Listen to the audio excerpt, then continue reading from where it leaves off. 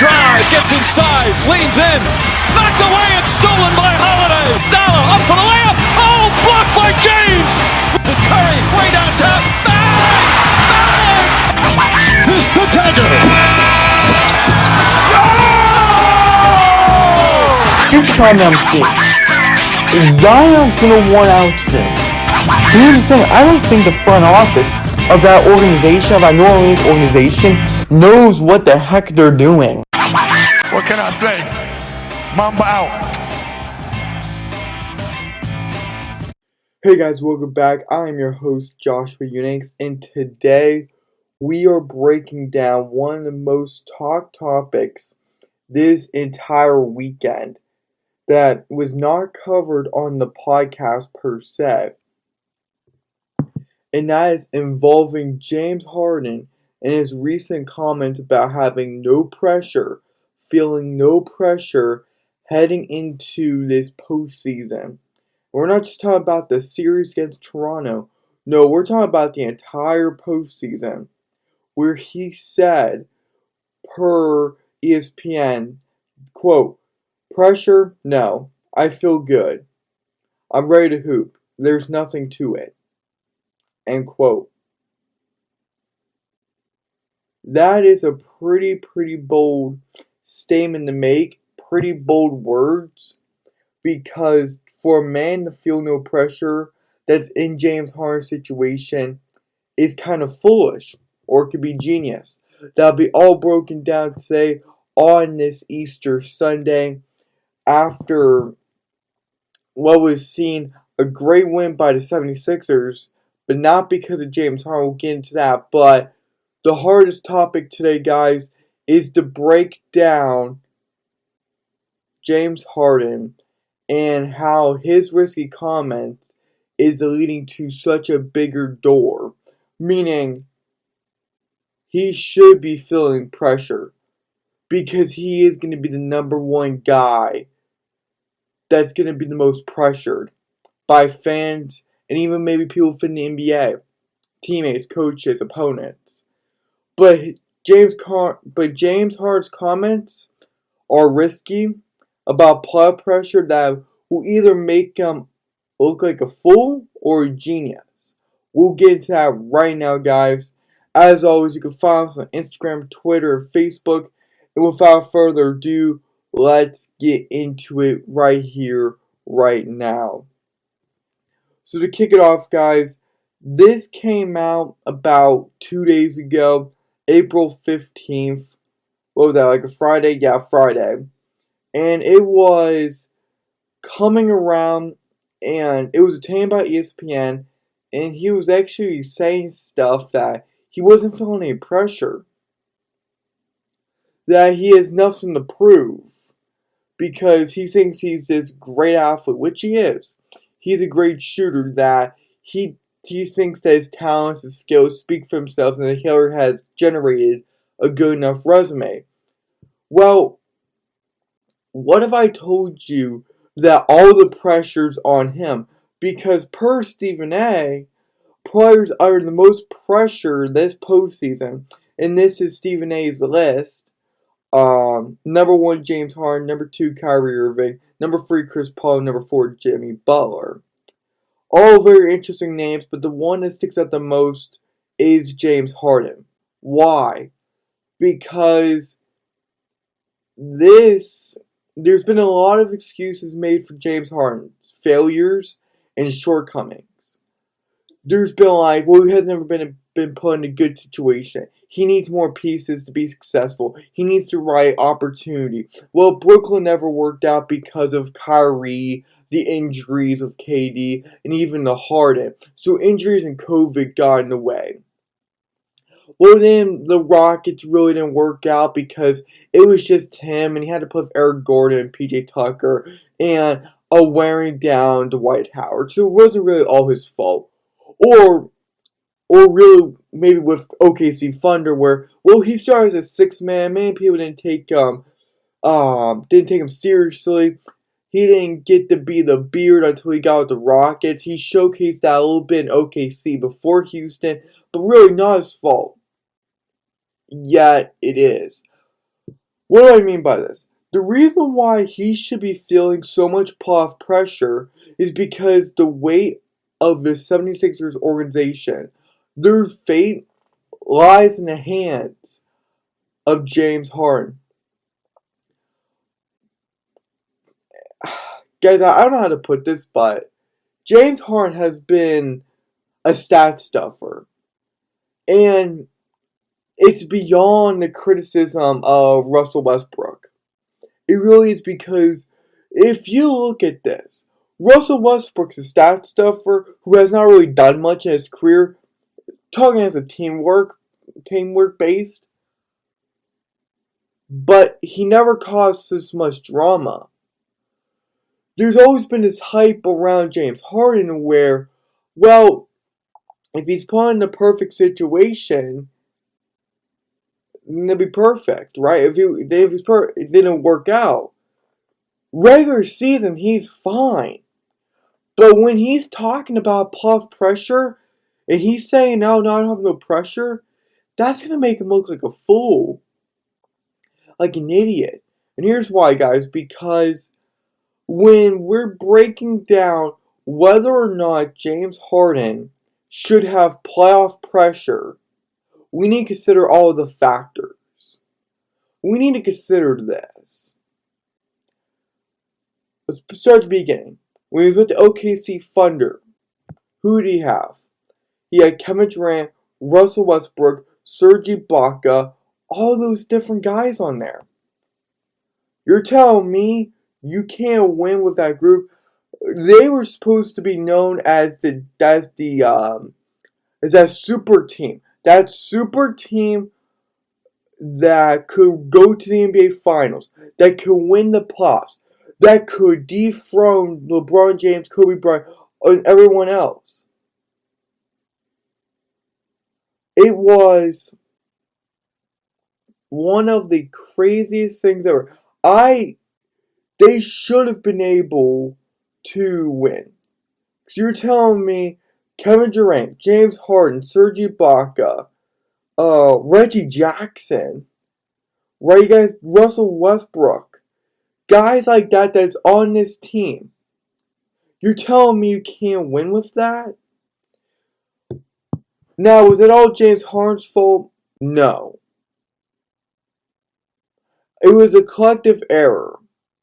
I don't know why that team never bonded, but they didn't do very well in the postseason. Because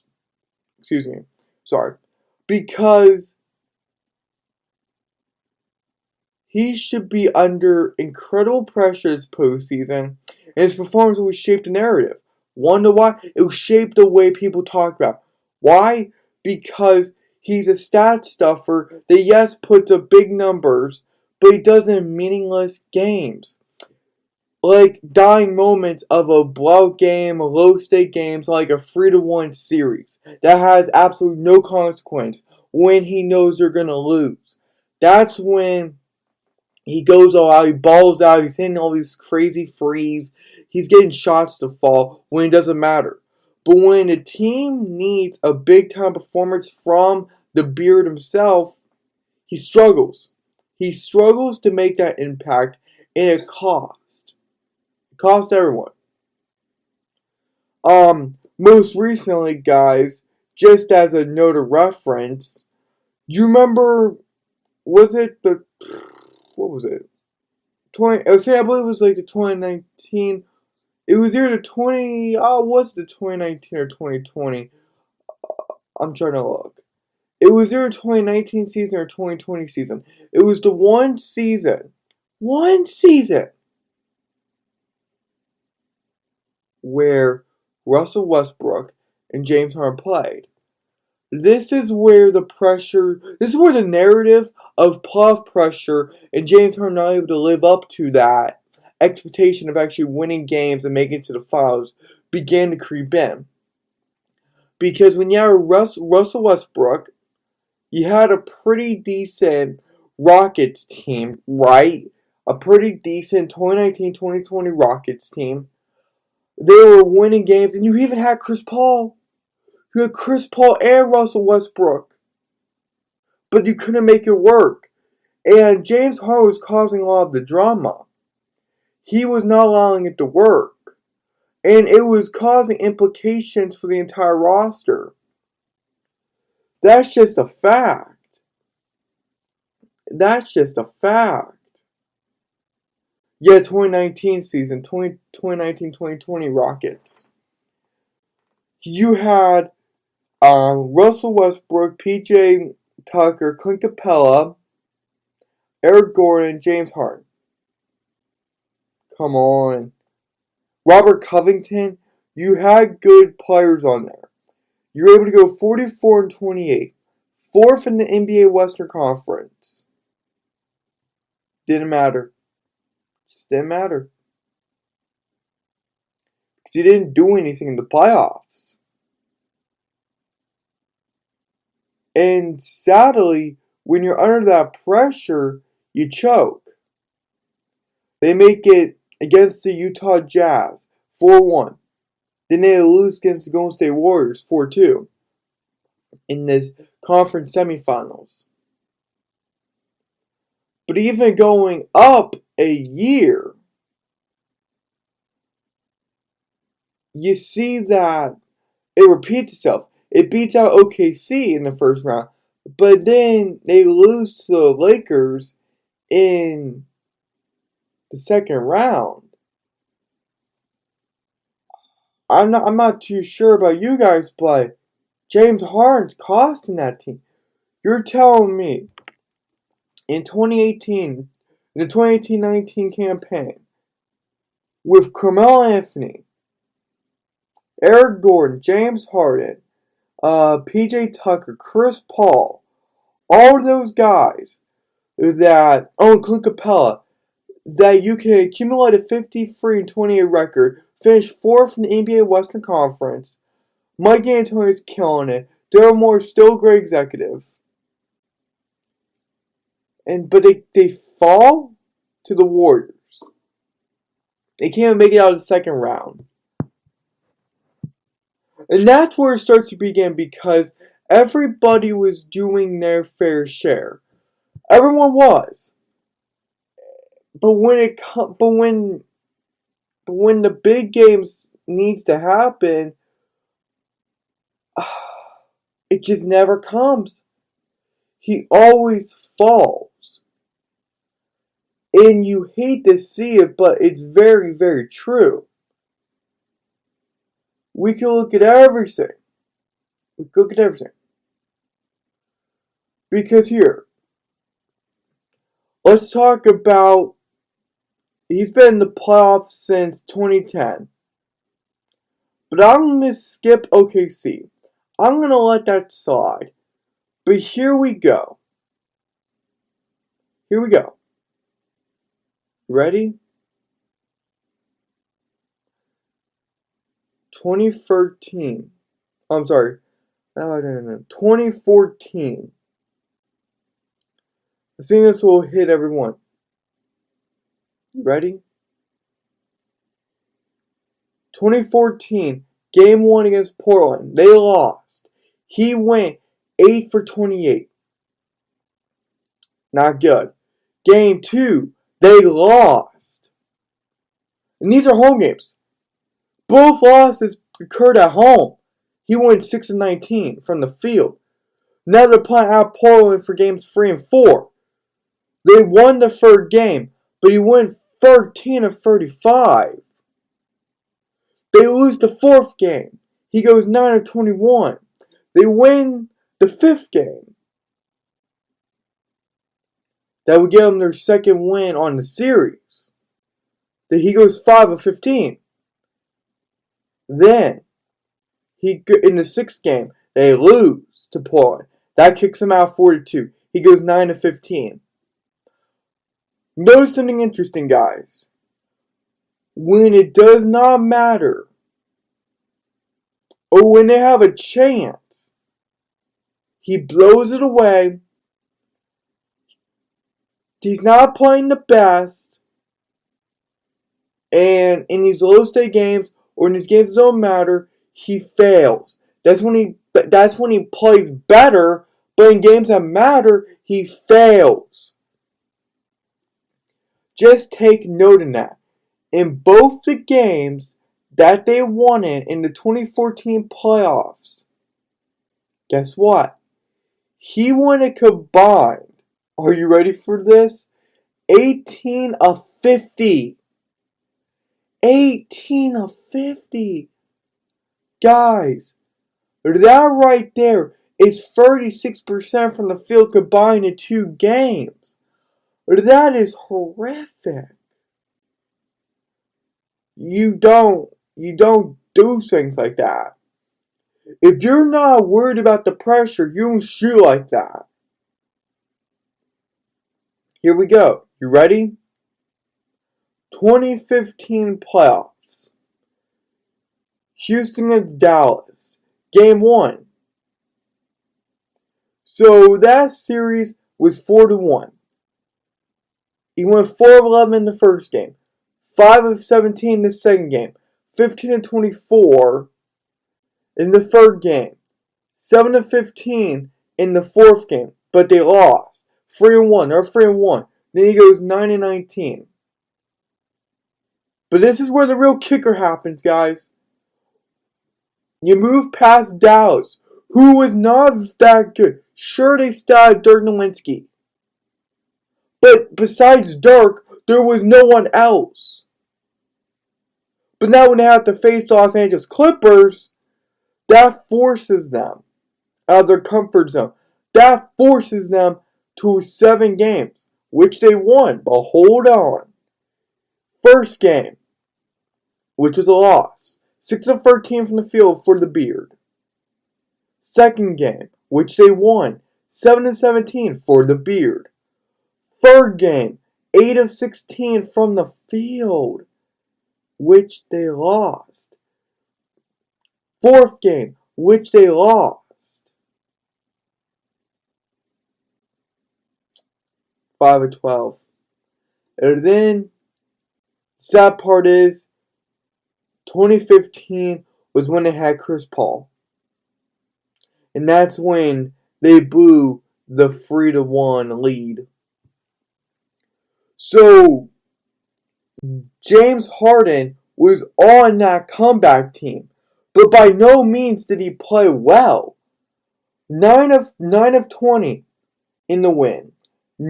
5 of 20 in the win. And 7 of 20 in the win to complete the comeback. Guys, that's not good.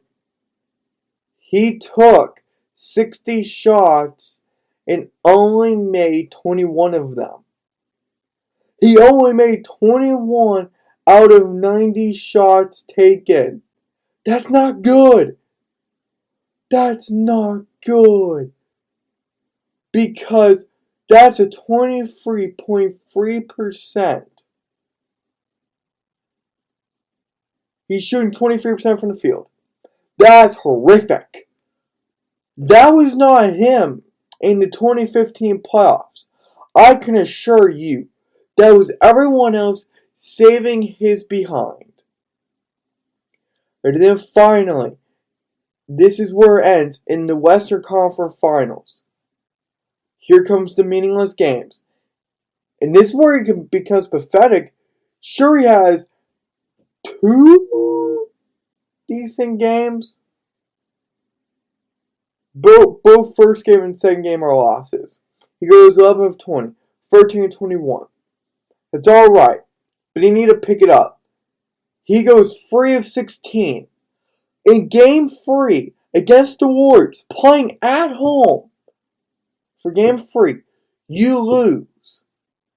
You need to win that game to keep yourself alive. You go 3 of 16. Then he bounces it around and they get a win after going 13-22. But here comes the inconsistency and the pressure building up. He goes 2-11 in his next game. He goes 2-11 in his next game.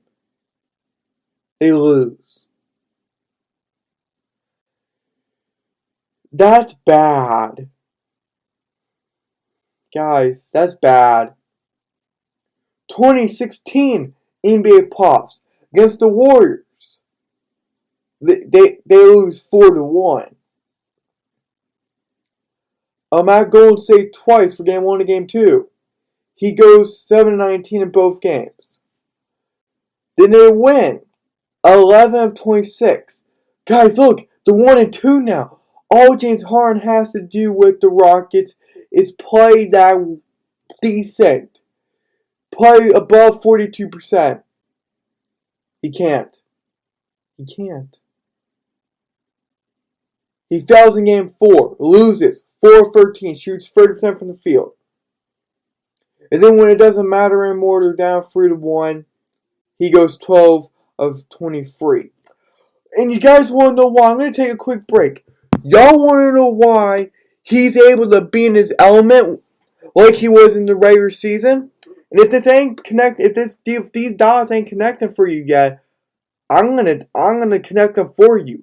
The reason why he's playing huge, he's having a huge performance, is because when there's no pressure, when he knows they're gonna be eliminated, when they're losing 3-1, 3-0, whatever the case may be, that's when he plays his best basketball. Why?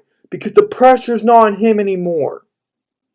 He goes out of a bang and he blames everyone else. He takes the pressure off of himself because by that time it's 3-1. There's no more pressure. They just accept the defeat. And he's struggling to make an impact, so now he's settling for stat stuffing games that have no relativity on any matter. Has no nothing. No relevance. Nothing like that at all. James Harden is a fraud in the playoffs because pressure gets to him in the first 4 games, 3-1, like that series against Golden State. And then in the 5th game, he plays miraculously well, and he's hunting and freeze, doing all this stupid garbage, and he leaves out his team to die. And everyone takes him to be the undermanned hero on an undermanned team. That's bad. When you can't win with Russell Westbrook or Chris Paul, that's bad. And it's his fault, not theirs. They're both going to be Hall of Famers. He doesn't deserve to be a Hall of Famer. The playoff pressure builds up for the first 4 games. He plays terrible, or he breaks that with a wall of decency or beyond average good. Or then inconsistency shuffles back up, pressure builds back up, and he goes straight down the hole again. He blows up. Then, in the 5th game, he blows out of his mind. There's no pressure off. So when there's nothing left to go in that series, doing that series, that's when his games have been meaningless. It's when he's been the most impacted. It's been meaningless games. Let me get back. 2017 NBA playoffs. They win this series against OKC. First 2 games are at home. First game, they win. He goes 13 of 28. Okay, pretty good. But it's still the OKC Thunder. This is the 2017 OKC Thunder. Not the best Thunder team. Let me just put that out to y'all. 7-17 in their second game, which they pick up the win. They're up 2-0. Perfect.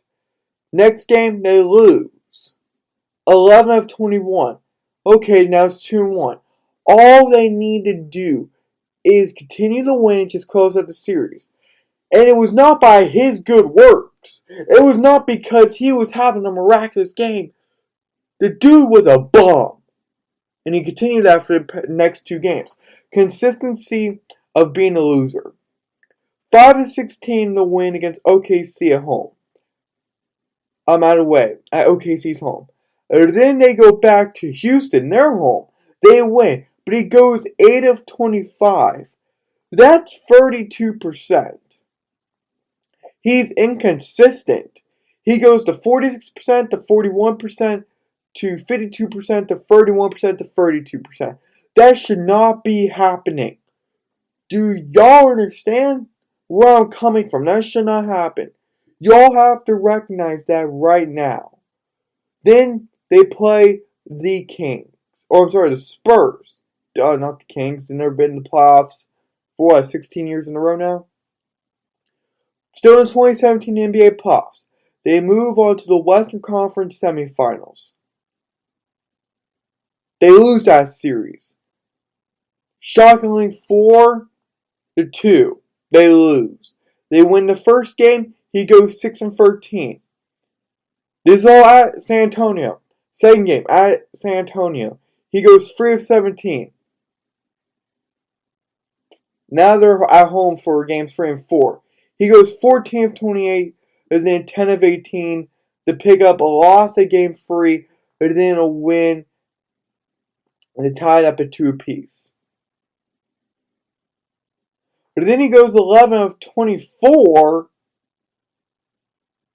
in a loss to the Spurs. And then he could pull the fizzles out and just goes 2-11. Quits. And he's playing solid minutes. He's playing 33 plus minutes. On average. On average, he's averaging over 30 minutes per game. Guys, again, with inconsistency, he goes 46% to 17% to 50% to 55% to 45% to 18%. If you're a superstar, or if you're a guy that's proven to have no pressure in the playoffs, you cannot have garbage stats like these. 2018 NBA playoffs. How funny, we're now getting to Chris Paul. Minnesota versus Houston. They win that series 4-1. Again with inconsistency. 15-26. Next game, 2-18. Next game, 9-21. Next game, 12-26. Next game, 8-21. That is 57% to 11% to 42% to 46% to 38%. Next series against Utah Jazz. They win it 4-1. 12-26. Next game 9-22. Next game 8-17. Next game 8-22. Next game 7-22. Again, inconsistency than just going down a spiraling case of stairs. 46% to 40% to 47% to 36% to 31%. Do you see a common theme? Every time he hits his ceiling with a good game, he drops 2 games to bad games. Then they meet Houston again. Houston meets Golden State again. They lose that series in 7. The dude choked more times than I could ever fathom. I want to point out something that I didn't point out before. And if I would have got a lot of anger, but I'm going to start pointing it out now. Because this is important. Because all he does is just take 3-pointers that don't make. That doesn't go in. Only gets the highlights. Ready? Game 1. A loss to Golden State. That was at home. Houston. 14-24. Game 2. Still at home in Houston. 1. They won the game. 9-24. Lost the game. 7-16. Not playing Golden State. Not playing in California. For games 3 and 4. When they won 11-26. Again when they won in game 5. 5-21. When he lost 10-24. When he lost again in game 7. 12-29. In game 7, he shot 13. He attempted 13 3-pointers. He converted on 2. That's a 15% percentage from the charity stripe. 4 of 12. Game 6 for 3-pointers attempted and made. 0 for 11 on game 5. The dude's a gunner. That's all he is. But you guys get where I'm coming from. And now I'm not even going to go for all this stuff because I just have 2019, 2020, 2021. I don't want to bore you guys. It's not my intent. I'm going to go for 2019, 2020 real quick. I'm going to pick out the ones that are meaningless. 3 of 20 against Utah Jazz of Game 3 in the 2019 NBA playoffs. 8 of 19 the following game in Game 4. We go to the Western Conference semifinals against Golden State. Again, they lose. 9 of 28, 9 of 19, and 14 of 32. The dude's a gunner. Taking 17 frees in one game, 13 frees in another, 16 frees in another, and 15 frees in another. There's only 2 out of the 6 games where he takes below 10 shots from the charity stripe. 2020 playoffs, 5 of 16, 4 of 15. It's bad. 11 of 25. And again, he's taking 13, 11, 13, 15, 11 shots. All from the charity stripe. That's bad. Out of those 7 games against OKC Thunder, 5 out of 7 of them were gunning from deep. That's not good. That's not good at all. And I think that can be said for. I truly do believe that can be said for.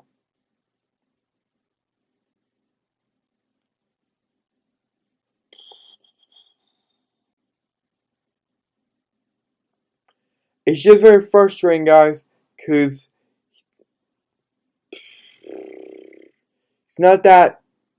he's interesting. He's not that talented in the playoffs. Because in his last complete series, which was against the Milwaukee Bucks, he won 1 of 10, 5 of 9, and 5 of 17. 10%, 55%, and 29%. When his team needs an impact, a positive one, not a negative one, or a James Harden one, he can't deliver. Can't deliver. He can deliver on the James Harden effect, which is the negative special, right? I don't want to say he's a cancer to any team that he's on for the playoffs, but hold on. This is where it gets interesting. Against the Raptors. Uh-oh. I don't think anyone was expecting me to check out yesterday's stats. Okay. 22 points, 14 assists, 5 rebounds. Still 6 of 17. We're going to claim that he's one of the best shooting guards in the NBA, as well as one of the top overall players in this league. The boy, this 32-year-old athlete should be able to convert more than 6 out of 17 of his shots. That's 35%. I'm happy he's a playmaker, but he's been like that for the past few years, since 2020. He's grown that role, but his shooting is butt ugly. Has been and will always be.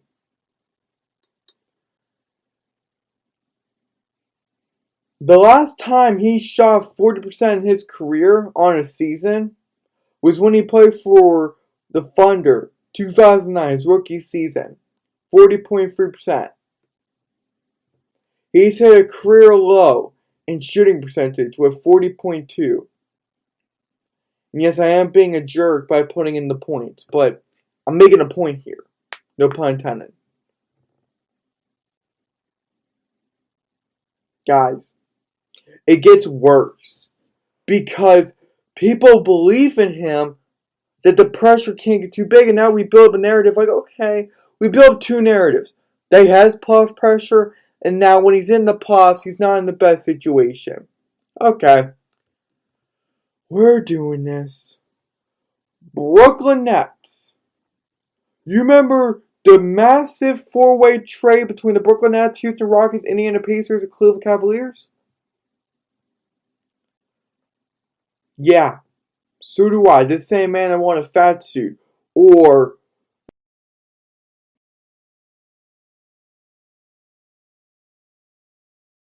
right?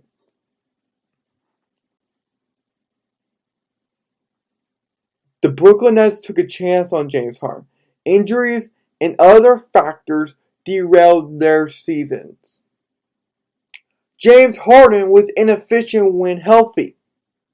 He got injured too much. And because he decided to be fat and out of shape and just not take care of his body, it led to hamstring issues. It led to back issues. It led to injuries that prolonged him, that took him into rehab, that killed his playoff performance. Now, that's a huge concern. I'll give him a pass on this one. Now, how about we go to the most recent one? Are you guys ready?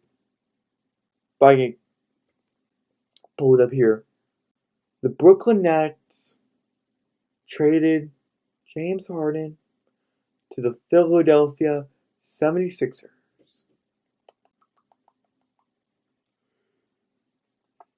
That was a huge trade. I predicted that trade. I called that trade. For several weeks, I knew it was going to happen. And I knew it was going to be a heck of a train wreck. Because Ben Simmons was involved in it, James Harden. James Harden was the best purchase for Philly. Or his playoff performance is around 30% from the field. And you're playing Toronto. But let me tell you this. The real fun for him, and to prove the critics wrong, like myself, who I believe he has no talent in the playoff setting, he's just a regular season guy. That's all he is. The problem is, when they go down to Toronto, Canada, they're going to be stretching that depth because some of their players, Philadelphia players, cannot make it because they're not vaccinated. That means they can't cross the border of Canada. They're ineligible. It could be against their law. It's unlawful if you do that. So that means that James Harden is going to have to play and really prove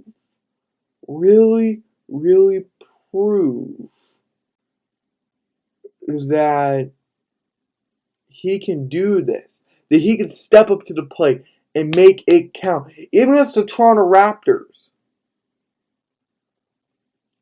He should be able to step up and make more than 30% of his shots. If you're going to be a big boy and you're going to take 17 shots, I expect 12 out of those 17 to make, especially when you have a bio, when you have your own characteristics saying that you're the best shooting guard in the NBA, as well as the top overall players in this league. A third overall pick back in the 2009 NBA draft should be able to grow and grow properly to handle these tricky situations in the playoffs. You're just not some shiny object in the regular season, like, oh wow, look at this. He's going so big. Look at him with his MVP. Look at him getting all this buzz in the regular season. Oh, look at all these fancy trick shots he's doing plays. It's all meaningless. It's vanity. It doesn't mean squat. Because the dude can't pull up in the playoffs and win a game when it goes. Because when the going gets tough, he bails. He leaves his team, whatever that team may be, out to die. Doesn't care anymore. It's not his problem. He's arrogant that way. He has an ego that way, right? Doesn't want to get caught up in that. That tells you how scary it is to have him as a teammate. You know Joel Embiid is doing that work.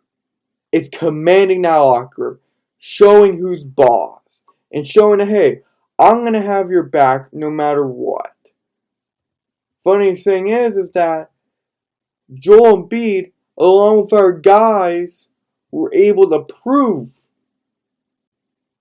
what they did, right? Tyrese Maxey, 38 points. That was his first career postseason game. 38 points, 4 rebounds, and 2 assists. In 38 minutes. Love it. Love Tyrese Maxey. I future for him. Tobias Harris, 26, 6 and 6. Joel Embiid, 19 and 15.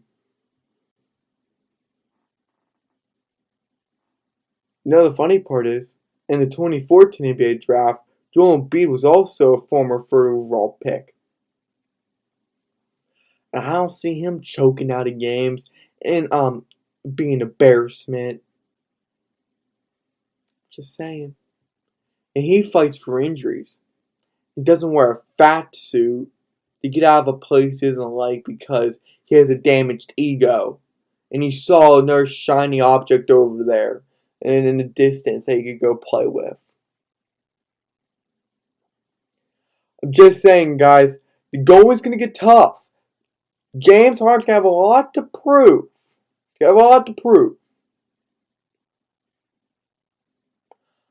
I'm personally not excited. Because I don't want to see him fly out and I have to get back here and tell you I was right. Okay, I actually enjoy that, but it's going to get tough for James Harden. James Harden was given all these excuses, but he was trapped in a corner. The narrative's built up enough, but this is becoming the truth.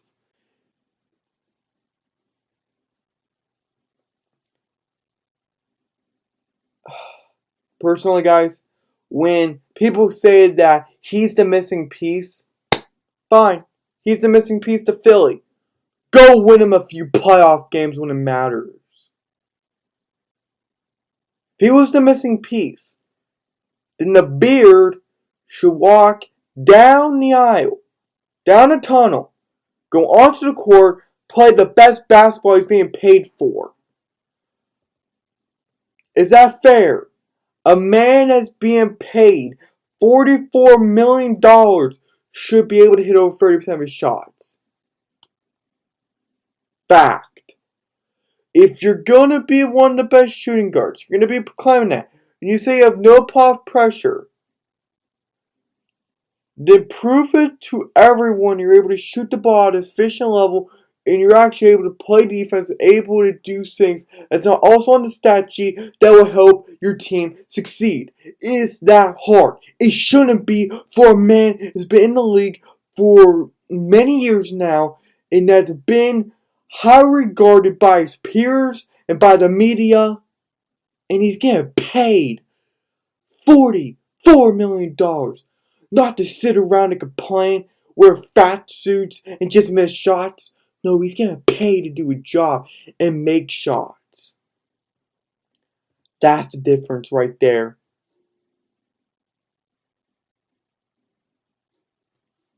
That's it right there. The guard puts up big numbers in meaningless situations. In low-stake games or dying moments of a blowout in a 3-1 series, a 3-2 series. It's been proven. I have the stats right here. He's a gunner from deep when he's not that's how he catches fire. He's getting some lucky call, some lucky bounce, and that's it. He's a gunner from deep. He has a stupid step back that's not working anymore, and now his act is starting to fade. He's a one-trick pony that's now being exposed in front of this entire league. And you can bank on that. That is for real. This is a pressure moment. He should not be saying, well, I feel no pressure. I feel good. I'm ready to go. I'm ready to hoop. There's nothing to it.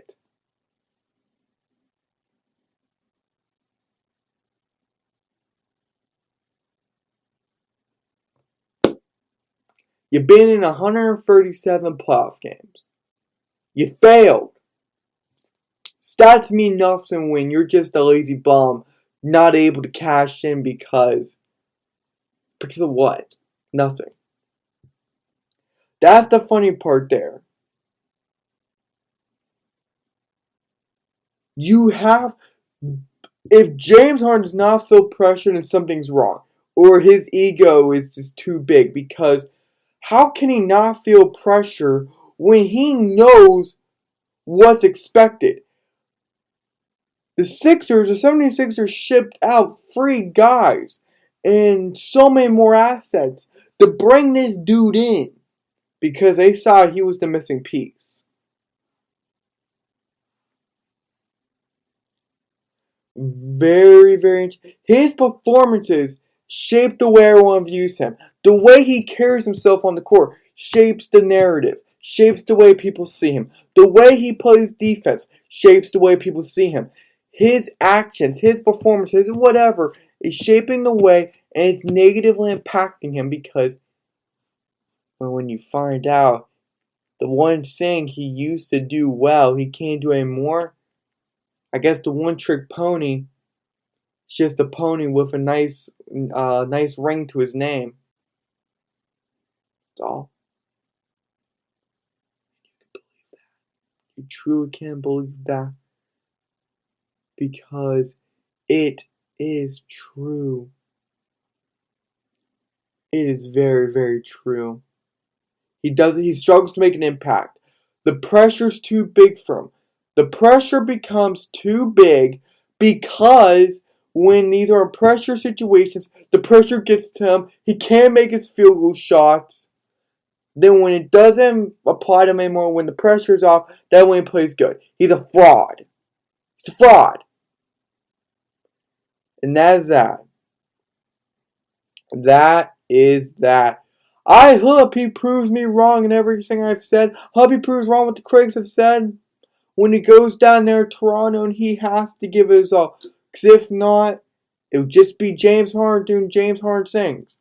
And that's why I said before, the comments that were risky, that were jeopardizing to his outlook, to his character, to his identity about playoff pressure, will make him either look like a fool, a genius, or a dying idiot.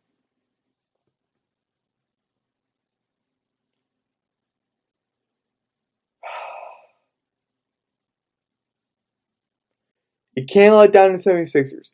You let down the Thunder numerous times. You let down the Rockets numerous times with Russell Westbrook and Chris Paul. And you let down the Brooklyn Nets because you got injured because you didn't want to keep your body in shape. That's that. The pressure gets too much for him. Inconsistency runs through. He's a gunner from deep. The list can go on and on and on. It truly is that way. When the going gets tough, he doesn't man up to it. He cowards away, and then he hides behind the next toughest guy that has to face it and explain to the media and have to look like an idiot that he couldn't get the job done because his scared teammate, the beard, James Harden, couldn't do it. See?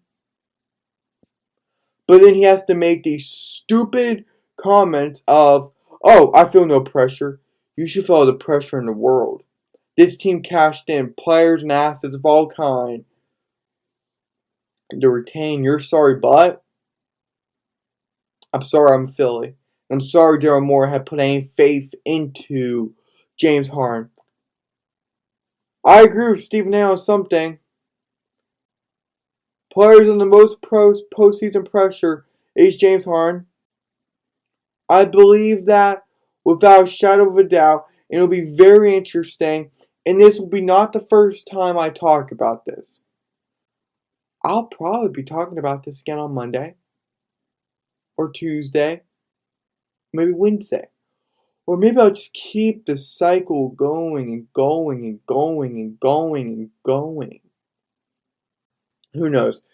But guys, that's it to today's podcast episode, or just to CourtSideHeat's episode in general, just answering the question, just answering different questions, and just trying to get perspective on why James Harden should feel the most amount of pressure without fail this postseason.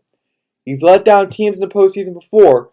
I don't see anything changing, but hopefully he can prove me wrong, because he needs anything back, anything good to sustain and build back up his credibility, especially in the postseason, for his teammates, coaches, and everyone else. Until next time, guys, until a new hot topic comes, I'll be here sitting at my desk waiting for news, going all electronics in on my computer's phone, just breaking news and just delivering my hot takes and just screaming. Until next time, guys, I'll be here Monday. Until then, I'll be bringing updates about the Phoenix Suns. Hopefully they don't lose. I don't expect them to lose. Sorry, Willie Green. Just don't have a cool team like the Suns that can obliterate anyone. Just ask the sorry Lakers 2 years in a row. Until then, guys, I'll see you guys Monday. Until then, have a great Easter. Enjoy some time with friends, family, or even yourself. It's always nice to have a relaxation day too. Until then, I'll see you guys later.